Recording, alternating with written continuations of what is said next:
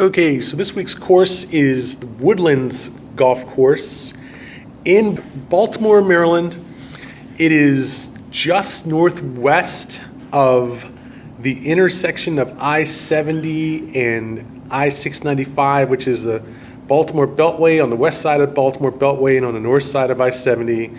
It is a little bit of a drive to get to from DC, but not too bad, about maybe, an hour.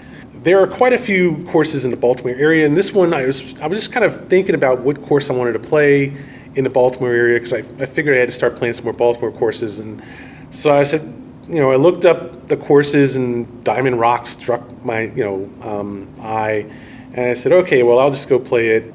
But by the time I got there, it was about 2 o'clock in the afternoon, and I was thinking that I could catch twilight and play there, so it wouldn't burn me too bad on the rates. And didn't really do a whole lot of looking and Golf Now research, and just went up there and played it.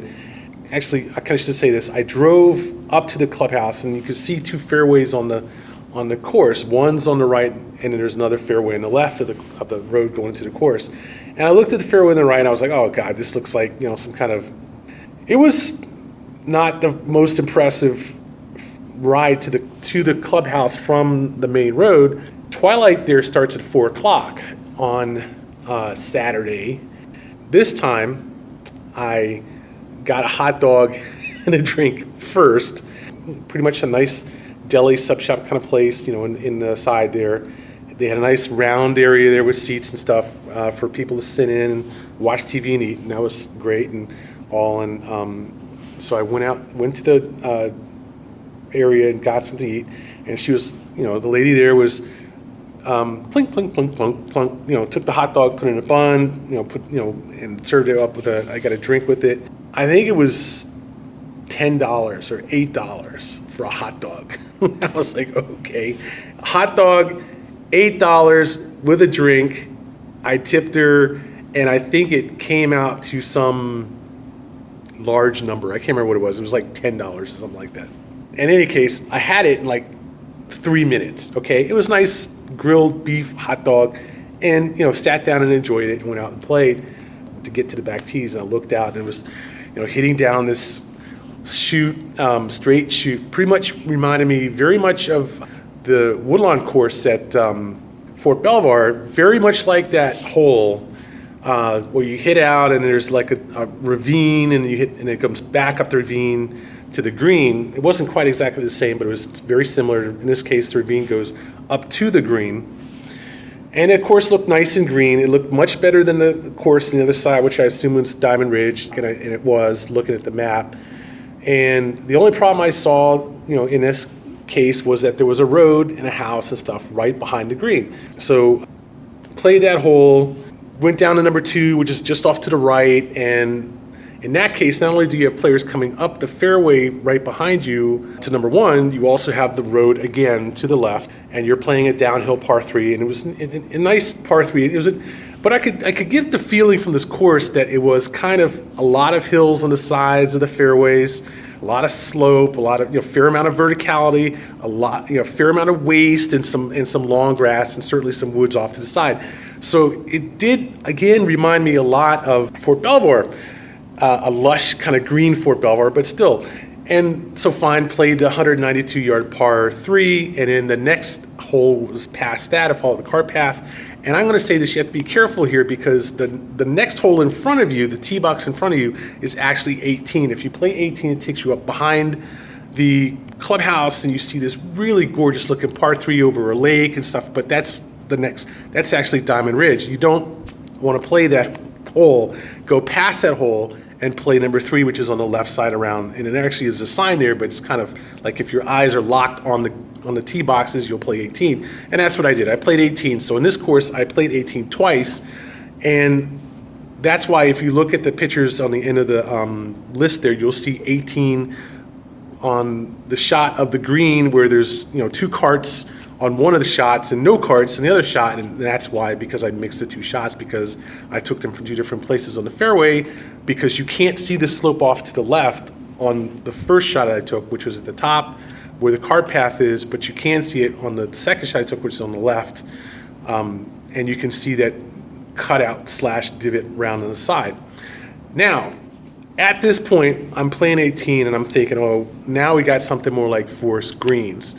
And if you've played forest greens and had the wonderful pleasure of playing forest greens down in Virginia, down in Triangle, 10, 11, 12, 13 are a lot like the hole number 18, and actually a lot like a lot of the holes on the Woodlands. You have a tee shot that's uphill or straight away or whatever, but you see this kind of narrow fairway, and there's a slope off on the left and the right, and it's got a fair amount of rough and it's all this kind of stuff, but it's got ridges and bumps and stuff, and there may be a slope down, usually a slope down to the left or down to the right or something into this long waist, and it's not far from the top of the hill on the left where we go past it on the left and it bounces down into the waist and the rough and stuff where you don't want to be over there. And it's not far from that side of the fairway to the other side where there's this long grass waist off on the side just past the car path. And I was just, ooh, this is nice. Rubbing my hands in anticipation of a good challenge. And yes, it is a solid challenge on forest greens, and it's an even better challenge on this course because this course is in better shape than forest greens usually is.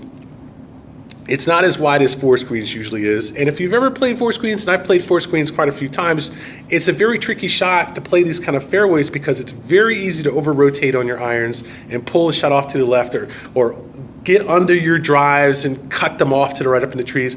It's a great test of basic golf at a distance of 400 to 500 yards, downhill, par 3, par 4, par 5s, and I would have to say this course had a lot of forest green in it.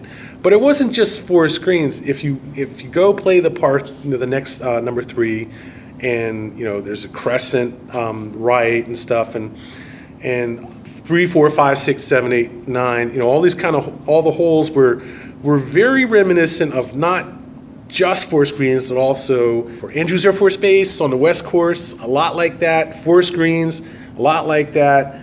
Some Fort Belvoir, like I said, Woodlawn, a lot like that. Some really nice holes that are a challenge, but not too much of a challenge, not overly challenging, okay? It wasn't anything like a big, wide fairway where you could go out there and just spray balls, pretty much all over the place. It wasn't like it was so tight that you had no chance of finding your ball if you did go up in the weeds or in the woods or whatever.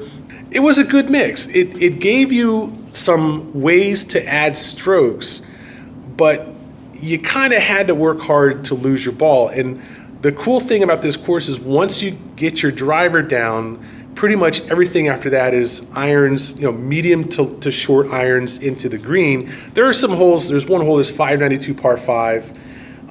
There's another 500-yard par 5, but most of the holes are 450, 400, 300, stuff like that. Intermediate length second shots where maybe you might hit like a 4-iron, but you could see 5, 6, 7, 8, 9 even into the green on your second shot, even from the back tees, which is kind of cool. And it was a definite change from playing Buell Rock where, I was used to just having to crush drives, and then the second shot would be like a 200-yard, and I'd still have another 150 yards into the green.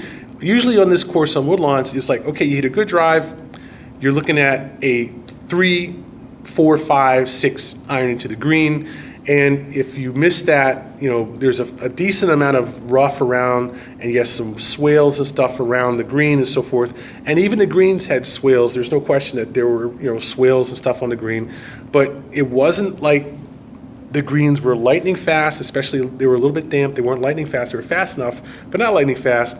And it was a challenging putt, but not overly challenging. And you're challenging chips, but not overly challenging. And there wasn't a lot of, long, tall grass around the greens for you to lose your ball if you missed the greens by, say, 20 yards. But it was a challenge. It wasn't like you could just go out there and miss the green by like 50 yards and still find your ball because there was drop-offs and stuff. I mean, it was a good intermediate challenge of a course.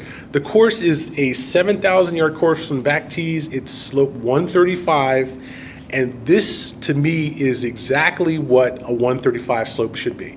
It should be a challenge, but still forgiving. It should have some bounce in it. You should give you a little bit of leeway on everything except, outright pulling and outright just powering your balls off the fairways and into the woods.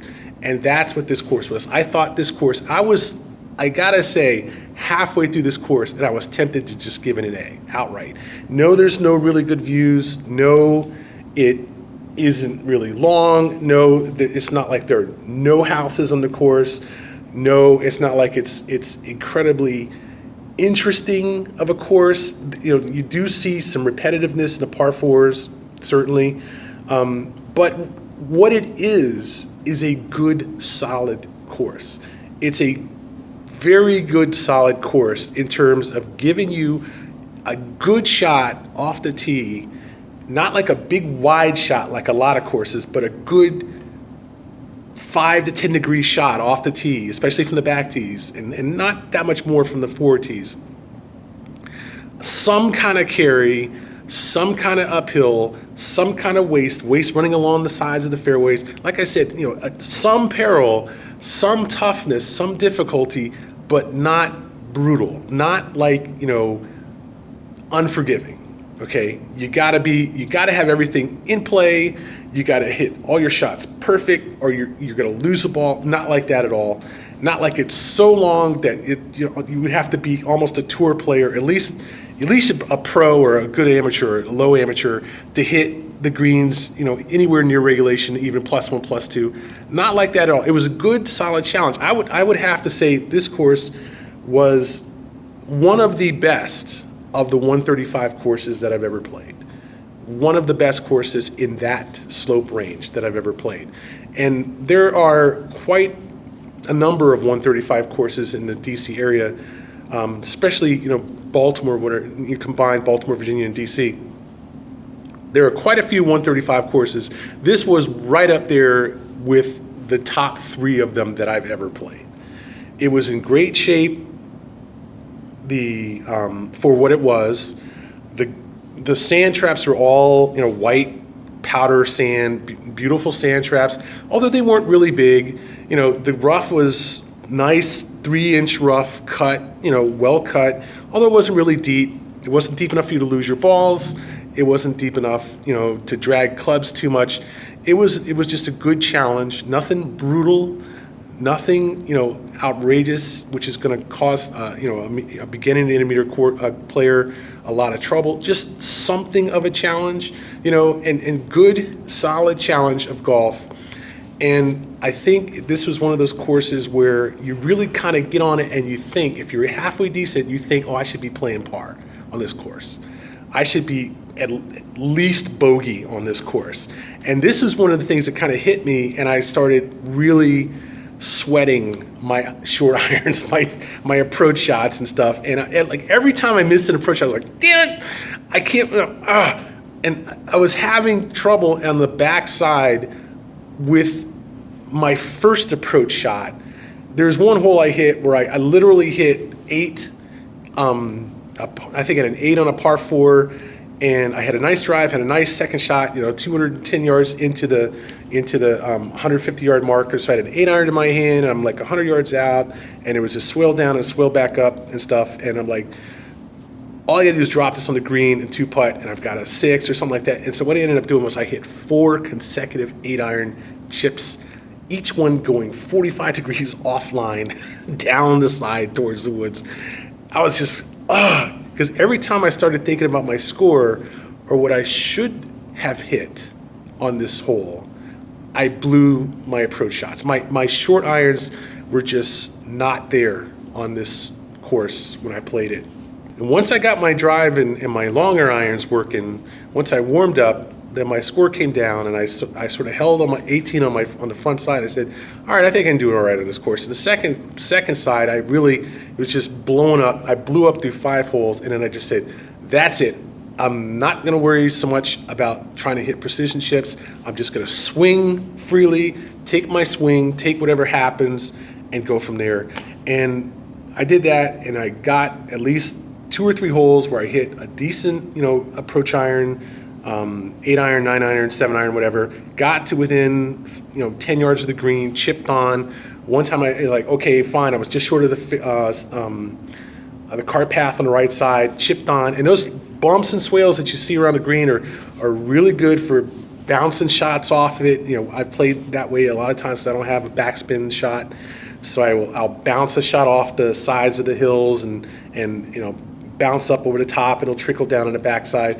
So I got some really good chip shots in and 1 putts, good chip shots in and 2 putts, and it was a good course. I can't say that it was a great course, but it was a good course. They had decent food there. The prices were not unreasonable, even for Saturday walking on there at $60. Hey, how many courses you can walk on a Saturday with a cart path? It's a good course and $60. That I couldn't really complain about that. It was certainly more expensive than I wanted to pay, but considering that I had not a slightest idea of what the rates were or the fee structure was for that course, I think I got away with a good deal, good time. I won't say it had, a really great shower. It was like 1 shower stall, and the showers facilities did in no way compare to Bull Rock. I mean, just not even close. They didn't compare to even Fort Belvoir, not even close. Actually, Fort Belvoir is a nice shower, nice locker room. It was a shower, a little shower stall, and that's it. Not the kind of place that you would be super impressed by in terms of its locker room facilities, but at least it had a shower. A lot of places don't have showers, so that's one thing to consider. If you're going to play a cheap course somewhere, some places don't even have decent bathrooms. So it's that's another factor to take in consideration if you're worried about that kind of thing. But in general, it was a nice, I would say, Muni Plus level clubhouse, but it had a nice course. I mean, it was a rock'em sock'em course for a 7,000 yard slope 135 course. Undoubtedly a good round and worth the money. I have to at least give this course a B+. I don't know, I don't know. It wasn't all that great of a round. I mean, but it was probably, like I said, one of the best 135 slope courses I have ever played. And I would say knocking on the door to an A-, but definitely a B+. That's the Woodlands Golf Course, just west of the Baltimore Beltway, just north of I-70, just off the end of Route 29 in Greater Baltimore, Maryland. A wonderful round.